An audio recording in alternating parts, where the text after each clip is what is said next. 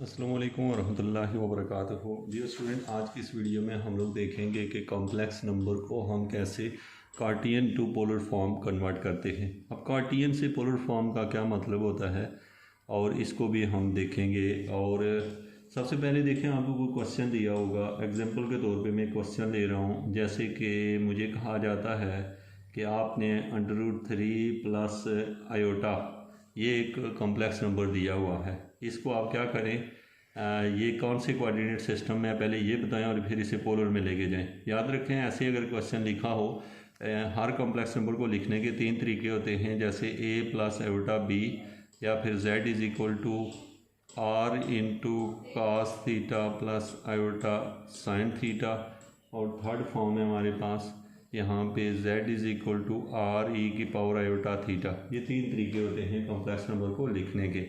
अब आपसे कोई कहता है कि जैसे इस फॉर्म में जो दिया होता है क्वेश्चन, उसको कार्टियन कोऑर्डिनेट सिस्टम कहा जाता है, इसको पोलर कहा जाता है और इसे एक्सपोनेंशियल कहा जाता है।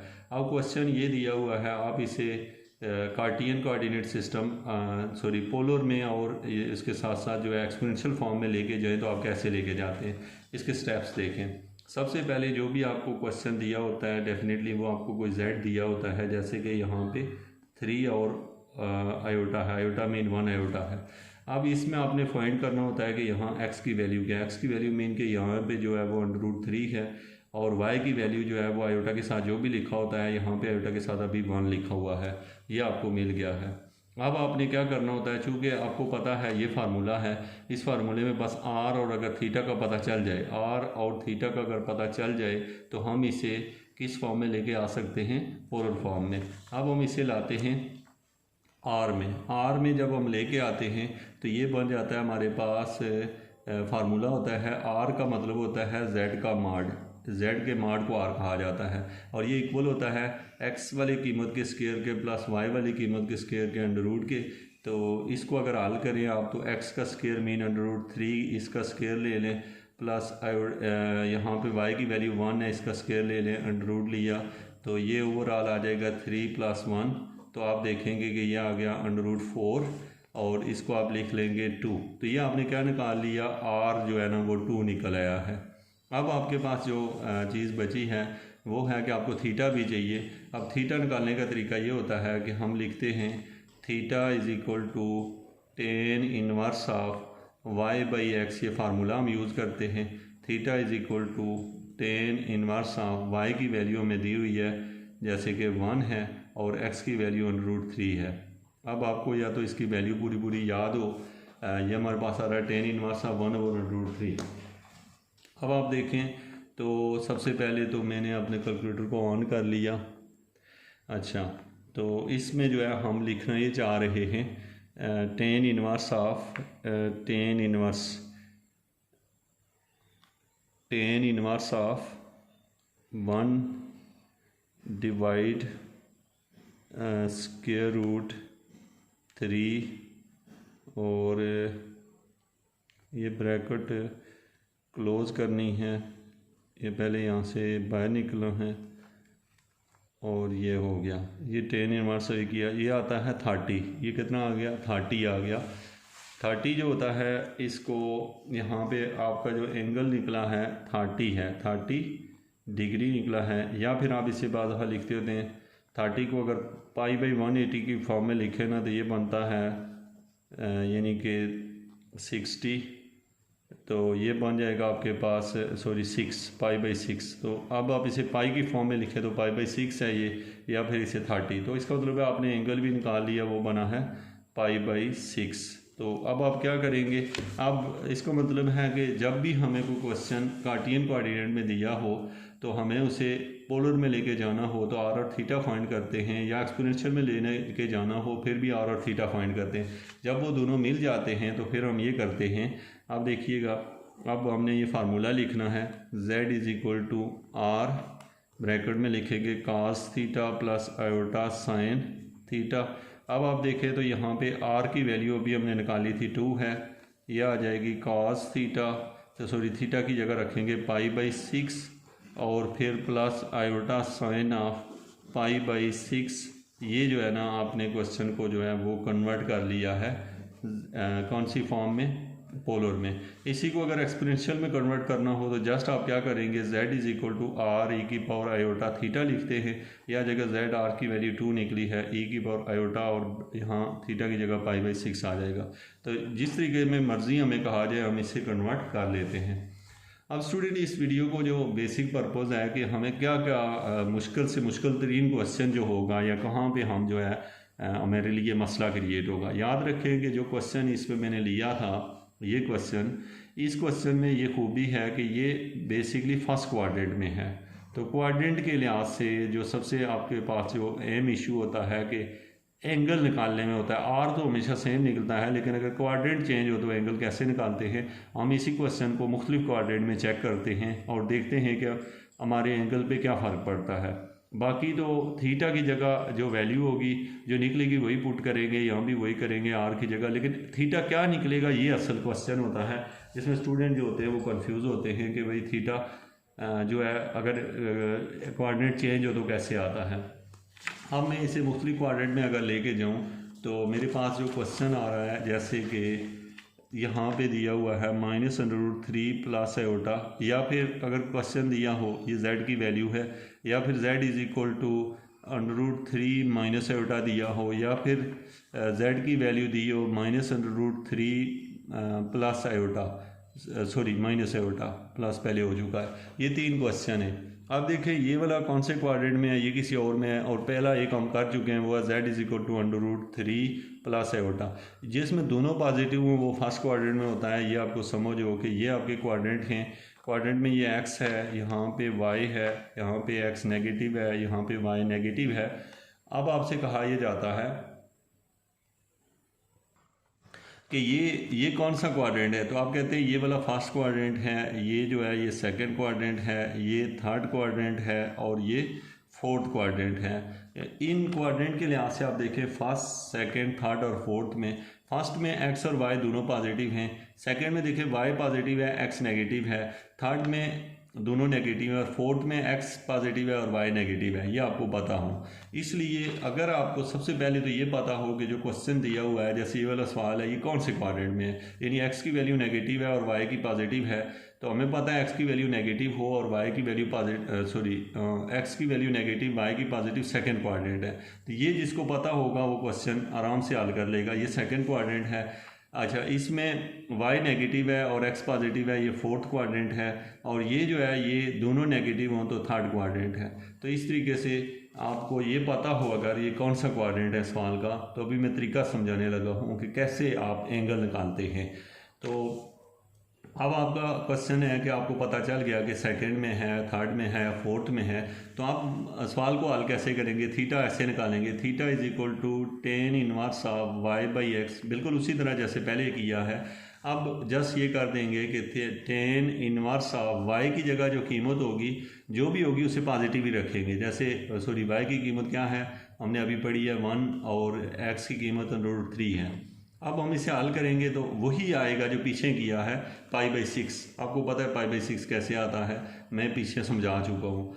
तो ये बेसिकली थीटा तो ये वही है, लेकिन अब इस थीटा को हमने जो भी जवाब होगा उसके मुताबिक, अगर इस थीटा को आपसे कहा जाए कि सेकंड क्वाड्रेंट में लेके जाओ, थर्ड में लेके जाओ या फोर्थ में लेके जाओ, तो आपको लेके जाना आ जाए तो फिर उसके बाद आप कोई भी क्वेश्चन जो है ना आप कन्वर्ट कर लेंगे। अब समझिएगा कैसे लेके जाते हैं। ये हमारे पास जो फर्स्ट क्वाड्रेंट होता है उसमें जो एंगल निकला करता है वो एंगल वही रहता है। अगर आपसे कोई कहता है कि इस एंगल को आप सेकंड क्वाड्रेंट में लेके जाएं तो आप कहेंगे कि π-θ करेंगे, और फोर्थ में लेके जाना है तो π-θ के साथ एक माइनस लगा देंगे और यहाँ पे जो आएगा उसे -θ कर देंगे। इसका मतलब है यहाँ थीटा है तो यहाँ -θ, यहाँ π-θ तो यहाँ π-θ के साथ माइनस। आप देख रहे हैं यहाँ नेगेटिव किया और यहाँ भी नेगेटिव किया हुआ है। तो ये 4 क्वाड्रेंट होते हैं। जिस बच्चे को इसकी समझ आ जाए तो वो आसानी से हर क्वेश्चन कर लेता है। अब समझिएगा कि मुझे इस थीटा को जिस भी क्वाड्रेंट में लेके जाना है। अब हमें अगर ये वाला सवाल हल कर रहे हैं तो हम इसे सेकंड में लेके जाएंगे, अगर ये वाला पेपर में आया हुआ है तो हम इसे फोर्थ में लेके जाएंगे, ये वाला है तो थर्ड में लेके आएंगे। अब हम सब में लेके चले जाते हैं ताकि कुछ भी आ जाए, किसी भी किस्म का क्वेश्चन आए तो अब आइंदा के बाद हमें कोई दुश्वारी ना हो। अगर आपको कहीं से समझ नहीं आ रही तो आप वहाँ से वीडियो को रोक के 2-3 दफ़ा देखें ताकि आपका ये हमेशा के लिए मसला सॉल्व हो। अब हम आते हैं नेक्स्ट पे आप आके देखें तो मैं यहाँ रिपीट करने लगा हूँ, थीटा इज इक्वल टू π/6 को मुझे कोई कहता है इसे सेकंड क्वाड्रेंट में लेके जाओ, तो मुझे पता है कि ये हो जाएगा थीटा इज इक्वल टू, मैंने अभी पढ़ा कि सेकंड में जाने के लिए π-θ करते हैं, π-θ, थीटा मीन ये निकला हुआ है π/6, तो इसका आंसर आ जाएगा, एलसीएम लेंगे 6 तो ये बनेगा 6π - π इक्वल टू 5π/6। तो ये देखें अब थीटा जो है वो 5π/6 निकलेगा। अगर सेकंड क्वाड्रेंट में हुए तो ये होगा। अब इसी को अगर आप लोग थर्ड क्वाड्रेंट में लेके जाना चाहते हैं तो वो कैसे होगा, आपको पता है थीटा को आप नया थीटा π-θ करेंगे और बाहर एक माइनस डालेंगे। अब होगा क्या, यहाँ पे माइनस इधर ही पाई की जगह पाई और थीटा की वैल्यू आपने जो निकाली होगी π/6, इसको हल करेंगे तो माइनस वही आएगा 5π/6, आपको पता है एलसीएम लेने का। तो ये जो है ना ये एंगल तब होगा जब वो थर्ड क्वाड्रेंट में होगा, और सेकंड में लेके जाने के लिए जो भी एंगल होगा उसके साथ जस्ट माइनस लगा दें, सॉरी फोर्थ में जाएंगे तो -π/6 हो जाएगा। अब सवाल पे क्या फ़र्क पड़ेगा, अब आपने देखें यहाँ सोल्यूशन सीखा है, क्वेश्चन को हल करना सीखा है, आपने ये सीखा है कि जो फार्मूला है उस फार्मूले में थीटा की जगह वैल्यू पुट करनी होती है। अब सवाल बदलेगा जब, तो एंगल जिस क्वाड्रेंट का होगा उसके हिसाब से हम रख देंगे। तो जैसे यहाँ π/6 रखा था, अगर ये फोर्थ क्वाड्रेंट में हुआ तो यहाँ -π/6 रख देंगे, अगर ये थर्ड में हुआ तो -5π/6 रखेंगे, अगर सेकंड में हुआ तो +5/6 रख देंगे। तो इस तरीके से कोई भी क्वेश्चन आप जो है वो कार्टियन से जो है वो पोलर कोऑर्डिनेट में ला सकते हैं या फिर एक्सपोनेंशियल में भी लिख सकते हैं। तो इसके जो स्टेप्स हैं मैंने आपको वो कम्प्लीटली समझाए हैं। हाँ, एक चीज़ होती है कि आप डायरेक्ट नहीं करते कि यानी वाई की वैल्यू के साथ नेगेटिव या पॉजिटिव नहीं रखते। तो एक सिंपल सी एग्जांपल मैं आपको दे दूँ यहाँ पे, ताकि आपको कोई दुश्वारी ना हो। लास्ट है ये यहाँ इस लेक्चर की -1 प्लस आयोटा दिया हुआ है। हमें कहा जाता है कि इस क्वेश्चन को जो है ना आपने क्या करना है, हल करना है। तो आप हमने कहा यार हल करने के लिए पहले तो आर चाहिए। आर कैसे निकलेगा, आर -1 का स्क्वायर प्लस 1 का स्क्वायर अंडर रूट, यानी कि -1 ये है और आयोटा के साथ 1 है, अंडर रूट, तो इसका आंसर आ जाएगा 1 + 1 under root equal to under root 2। तो ये आपने आर तो फाइंड कर लिया है, आर की कीमत है अंडर रूट 2। अब आपने निकालना है थीटा। थीटा कैसे निकलेगा, थीटा होता है tan inverse of y/x, y mean 1 और x की वन ही रखिए, माइनस नहीं रखिएगा, आप माइनस को निगलेक्ट करेंगे, माइनस जहाँ भी होगा निगलेक्ट कर देंगे। पहले इसी तरह सवाल को हल करेंगे, जब हल हो जाएगा तो बाद में उसके साथ हम खुद उसे क्वाड्रेंट में उठा के लेके जाएंगे। अब इसका आंसर आ जाएगा आप का ये 1/1 जो है ना ये आ जाएगा 1 tan इनवर्स 1। बेसिकली कैलकुलेटर से आप देखें, यहाँ से मैं इसे लिखता हूँ, शिफ्ट tan इनवर्स, और सो के आपको दिखाई दे रहा होगा, tan inverse 1, shift tan inverse 1 किया, आपका रिजल्ट आया 45 डिग्री। ये जो 45 डिग्री है इसको दूसरे अल्फाज में कहते होते हैं, यानी ये आ गया 45 डिग्री।